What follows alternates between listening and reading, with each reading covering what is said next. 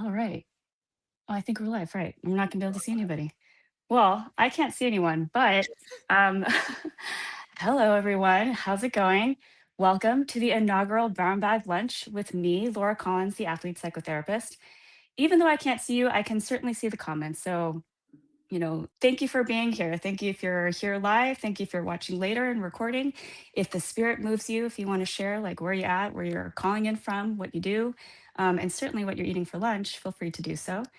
And joining me today is my friend and colleague, the venerated Justin Carotti, founder of Balance Counseling in Connecticut. Thank you so much for being here, Justin. I appreciate you so much. Oh my gosh, it is an absolute pleasure to be here. This is one of the coolest projects I've heard about in a while. And you don't deserve you don't get enough credit, and you deserve enough more credit for the posting leading up to this. This was very cool. You were like slicing up lunches, you're making sandwiches. I was like, "Oh my god, I got to really bring my A game here. This is awesome." um, well, I'm going to be asking you too, though. What are you having for lunch? Yeah, so it's admittedly pretty lame. I was like, "Oh man, I don't really know," because I'm not a big like huge lunch guy as therapist. Mhm. We're running like 1 hour to 1 hour, so I have to like jam calories in. So I have Mm. two protein muffins here that my wife made. You'll see me eat them. I'll make sure I showcase them while I'm not talking. So like true to form, we can make sure that this gets the plug that it needs, and we're actually eating lunch during it. That's right. That's right. Very, very important. I admit that I get really, really hangry around like 10 o'clock. That's where I need to eat like an entire cow. So I admit that I already ate and I have some strawberries though. And I have a little bit, I've been kind of under the weather. So I got my ginger tea with honey. Um, anyway, good. Make sure that we are nourishing ourselves, hydrating everybody. This is an opportunity to just be together. Ooh, Millicent is here. Millicent's got some breakfast. Excellent. Welcome, Millicent. So nice to see you. Everybody, we're hanging out together. So we got 20 minutes, no time to waste as well. But don't be shy. Feel free to any questions and comments in the chat. We'd love to be able to address any of these things. Today, we're talking about men's mental health and motivation. And I don't think this could come at a more critical time. There's been so much going on. Hi, Fred. Fred had leftovers, which has also been working title of my autobiography. Oh my God. Amazing. So let's get into it. No time to waste. Justin, you and I talk. We work a lot with high performing men, Mm, and what I really appreciate about you, first and foremost, and I just have to give you a huge shout out since we've met. It's just been nice to find like a kindred spirit in this world. We definitely are kindred spirits. I think, you know, you being not just this is like what you do and what you focus on, your heart is in working with men's mental health and motivation for sure. But you are a high performing man. You are a father, a business owner. Like you walk the walk. You have your story in all of this too. And so I just want to share appreciation for just being one of those men like my husband. And I know like Fred Arcuri out here, we got this as well. There's so many wonderful men out there that are just showing what it means to be compassionate, loving, caring, not just for the world, because there's a lot of providing spirit, but for oneself as well, and how to mm. include that. So just thank you so much for modeling that for everybody. Um, Thank you. that being said, just to get the ball rolling on this topic, Yeah. being that this is your specialization, and I cannot wait to talk about spine and CPRV. Mm. Um, but what do you want, not just men to know, but people to know, and maybe just not even know? What do you want people to understand about men's mental health? Well, first of all, thank you for that acknowledgement. I think that's actually part of it.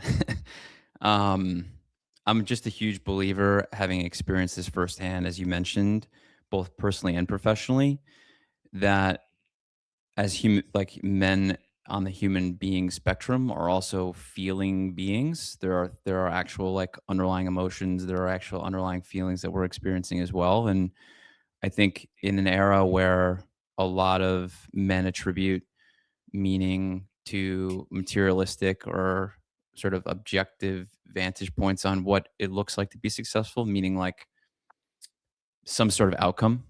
Mhm. there is an underlying emotional being that is worthy of seeing and acknowledging. So just like you did with me just now, I feel like when we're raising young men, especially moms raising young sons and emerging adults that I see, I do a lot of work and our team does a lot of work with emerging adult populations. So figure sophomore, junior, senior high school and beyond, we see a lot of emerging adults through periods of critical development. And clearly during those times, there's a lot of pressure. There's a lot of expectation. I work in Fairfield County, Connecticut, high socioeconomic status, high net worth individuals. There's a lot of comparative analysis. And so it's pretty easy to just run the rat race, as a sort of a westernized culture built around capitalism. It's like sort of like fight for what's yours, make it happen, results based. And as a high performer, I'm all about it. Like obviously I want to win too. I want outcomes. It's not I'm not divorced from feeling these same things. I of course want certain outcomes myself, but I think in critical periods of development, it's important to bring about some acknowledgement that it's not easy, that you can still be yearning and striving and not always achieving, that there's an underbelly to this around uncertainty and doubt that I think just could be, I don't know, just heard and understood a little bit more. So that's kind of where my focus has been, and that's why I created that model to try to bring some attention to what I think is like sort of the problem, so to speak, and then some of the ways that we can think about solving it. Yeah. Yeah. Gosh, thank you so much for that. To that end, do you Mm. mind actually sharing a little bit about the model? First, this is my first time using this thing, y'all, so bear with me. But I made a banner. Yay, banner. Oh, let's go. Um, All right, so the banner is going to be talking. I would like everybody to go to Justin's LinkedIn, and through that, please go on to and subscribe to his amazing newsletter, 1% Better. I share this with every, particularly men in my life that I know. It's so kind, it's so loving. I really love the last one, which you really do outline the model that you're about to share with us. I'm going to make you share Yeah, I'm ready. with everybody right now. Yeah. Um, but if you could take a moment, Justin, to talk about spine and then talk about CPRV. Yeah. So, I've been on a bunch of podcasts recently within the last 6 months, 8 months, and I get asked this question a decent amount like, hey, what's your vantage point on the problem? And how do we fix it? What are we doing to fix it? Everyone's kind of either casually aware or acutely aware that there's an issue with young men and men's mental health, but we're just trying to put our finger on it. So I'm just a guy, I'm a licensed professional mental health guy working with men, and I felt as though we needed to create a little bit of structure on understanding it based on my vantage point. So I thought a lot about it, and I think the spine of the issue, so to speak, is, and I'll just go through the acronym, and we can kind of double click on any one that you want, but shame, and in no particular order: shame, isolation, negative judgments, and then exiting. So did I get it? SPINE? Potential. Oh, potential. I missed the P. Thank you. Mhm. So potential. So I'll go in order of, for shame specifically, I think I sort of referenced it before, but there's sort of this insidious way in which men feel shame based on the negative judgments that happen and also the potential that's talked about. So many people, I talked about pressure. So many of the clients we work with talking about potential. He should be reaching his potential. If only he could reach his potential. He has so much potential. And so, in an inadvertent way, the discussion around potential actually creates an environment of shame where the young man sort of feels as though I'm at X and I'm expected to be at Y, and the gap between X and Y is where I should be, right? That's the potential. But for Yeah. whatever reason, I can't seem to like sort of close the gap. And so I feel a sense of shame that I can't close that gap. And I think it's magnified, particularly by negative judgments, which is the N in spine. So as people make sort of negative judgments against them, like why can't you do this? What's going on? A lot of the young men that we work with are highly well resourced. So they have coaches and therapists and extracurriculars and extra training and all this extra stuff. So it's like you have every opportunity in the world to close the gap on your potential. You are not doing it. Why aren't you doing it? I think that negative judgment then creates isolation, creates shame, and then eventually creates the E in spine, which is the exiting. So I feel as though at maximal, many of the young men that I see and we see at the practice are, after a time, just exiting. They're completely opting out. They're like stopping trying, avoiding their effort altogether. And so I think that gets kind of categorized as laziness or lack of motivation or stuck. A lot of failure to launch populations exhibit this. But from a psychological sense, I think these latter points around shame and the discussions that lead to shame create an environment where giving up is a little bit actually easier than trying, failing, being judged, trying, failing, being judged, trying, failing, being judged, right? And so that's where I see the problem being. So that's the problem side. On the on the solution side, I think we're talking about CPR, like was the term that came to my mind. So connection, purpose, responsibility, and validation. And so as we think about trying to mend fences a little bit, I think on a connection based level, men are in need of emotional connection prior to behavioral management. So the newsletter that you referenced and everyone can find via my LinkedIn is a lot of young men are being asked to manage certain behaviors, right? So you need to be achieving certain outcomes again. You need to be more respectful. You need to be trying harder. You need to be managing your schedule. You need to be showing up on time, et cetera, et cetera. All of which is, I think, fine. But I think sometimes it gets lost that there's a connection that needs to happen prior. So you need to understand what's happening for the young man in a given week, in a given day. Are they having a tough day? Are they having a tough week? What must be happening that was causing them to behave in that way to begin with? If we seek connection, we can understand them at a characterological level, maybe even at an emotional level, and then the behavioral management side of things can come into play.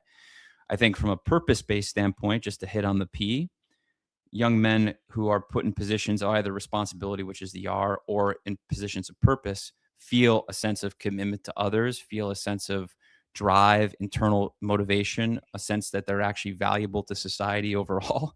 And what this could look like, I think, at a really micro level is just like just contributing at home, putting young men in positions where they're responsible for things other than themselves, contributing to something other than themselves. Service to others, I think, is a lost art. Maybe I'm biased, but that's kind of where I sit. I try to serve others every single day, and I think young men who contribute to other people's well-being or contribute around the house or build things with their hands for other people feel a sense of innate purpose, and that I think is far greater than just talking about potential.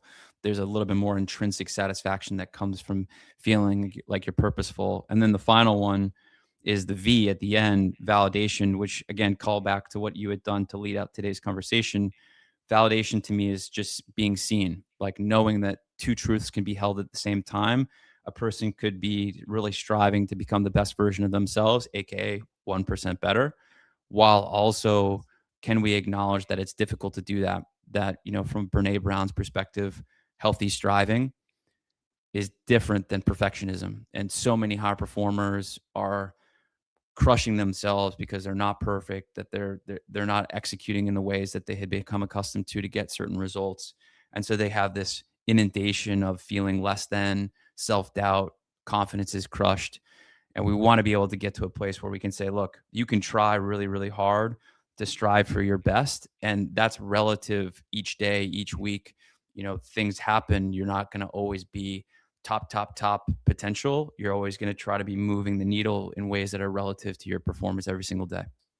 Mm, amazing. No, this is absolutely incredible. As you're talking, it's making me realize too that even before we get to that space of being able to say, okay, I need help, or I'm going to reach out to Justin because I want to, and I'm going to start working on these things.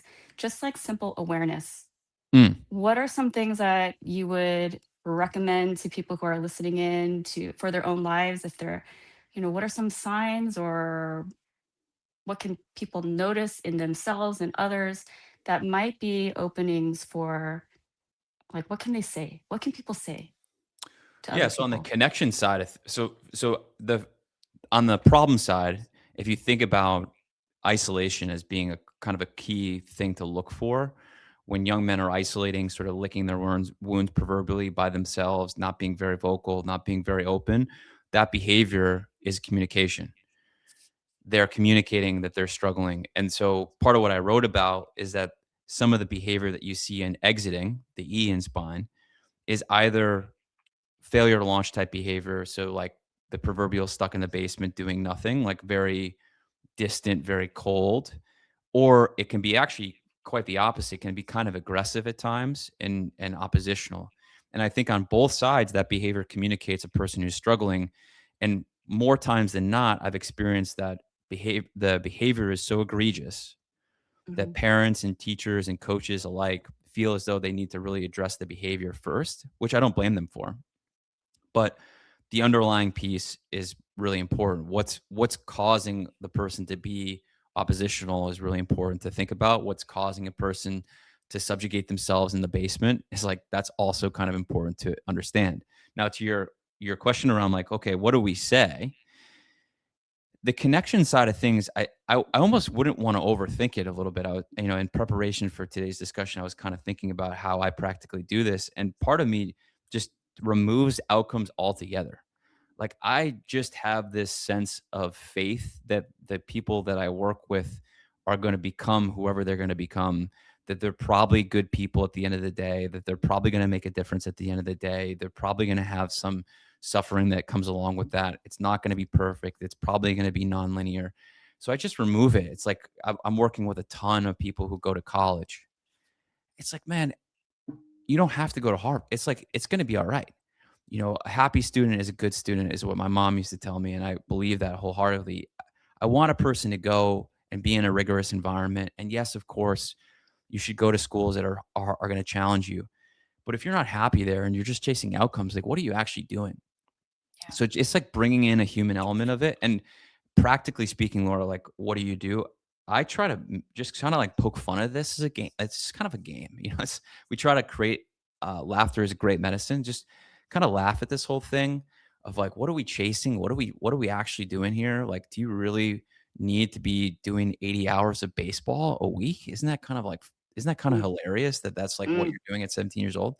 So try to create a little bit more of a lightheartedness to it where it's not so pressure filled and connect with guys around interests that go beyond just their outcomes. So every person, even all high performers of all kinds, I think would acknowledge that if it's sport specific, there are things in their life that they care about outside of sport. Well, let's find out what those interests are and at yes. least be curious about it, right? And so rather than, bang the drum on outcomes, outcomes, outcomes, get A's, get work, get money, it's like, well, what other things are you interested in? And tell me, invert the power differential. Tell me what you're interested in. Let me learn from you. Yeah. Mm. Ugh. So I'm just being mindful of time, everyone. We got a couple minutes left. So just to bring this all together, and it just all you need is just a few minutes, and then already my mind is just filled with so much wisdom. Thank you so much. But what I'm hearing is the first of all that we have to believe in the goodness and humanity and intention of a human being, especially for young men. And what they might be showing isn't we might be trained in our certain way being I mean I know the expectations of what it means for the men in the Filipino men and the Korean men in my life and what was the expectations for them. And it's probably no different than anywhere else. Don't cry. You have to provide. Mm, You have to do X, Y, and Z, and you're not supposed to. You're supposed to just sort of carry it, carry all of it, and you're supposed to not show that it's bothering you. You don't have feelings. It's so hmm dehumanizing. So, believing in the goodness of a person, believing in humanity, empathy can go such a long way. I love that word curiosity. I hmm really do. That it's not about outcomes. Like, who cares whether you win or lose? It's like, how are you doing along the way? Who are you? Are you happy? What moves you? What drives you? Who are you when you're not in this one space? I like to think of people as gems. So, like when we're looking at a gem and you just see sort of like a couple facets, but if you turn the gem, there's so many other incredible components to us as human beings. So, I really love that. Okay, well, we are out of time, everybody's, and I just wanted to give you some flowers here. Justin, we have. I'm going to put this. Oh, I can show this. Jessica said, "Have a good fortune of working with Justin. Truly lights up the room when he walks in and leaves the room. All the Oh, thanks, families want to Jessica. I connect appreciate further. you. Beautiful. Absolutely. Let's see. I also wanted to point out that Fred was talking about potential earlier. Potential is the equivalent of waiting for Godot. You can never solve it or win. And as we age, that becomes ever more discomforting. So true. So true. Let's see what else. Liz Hall, just noticing that awareness is the first step to any healing, 100%. Um, and also Liz Hall, again, as someone in identity loss, I applaud and grateful you explore those other parts of them as well. Okay. All right, everybody. So, Justin, thank you so Thank much you, thank again you. for this Yeah, time. I hope everybody has gotten some food for thought. Eh, See what I did there? Um, take it with you, take it into your communities, taking these conversations into your lives, and please don't be shy. Reach out to Justin with any questions, comments. Check out Valence Counseling. It's incredible, an incredible team. I also shout out to Brendan Holland. thank you. Just such a wonderful group of people. Well done, Justin. Thank you so much for your love and care for the world. And don't be shy again, everybody, to reach out. Well, I'll see you in 2 weeks. This Let's was go. fun. March Thank 19th, where my guest is going to be Nick Sterrett, who is a former soccer player and coach. And we're going to be talking about coaching and mental health. Right. Love it. Thanks, Laura. Appreciate you. Thanks, everyone. Enjoy. Be well.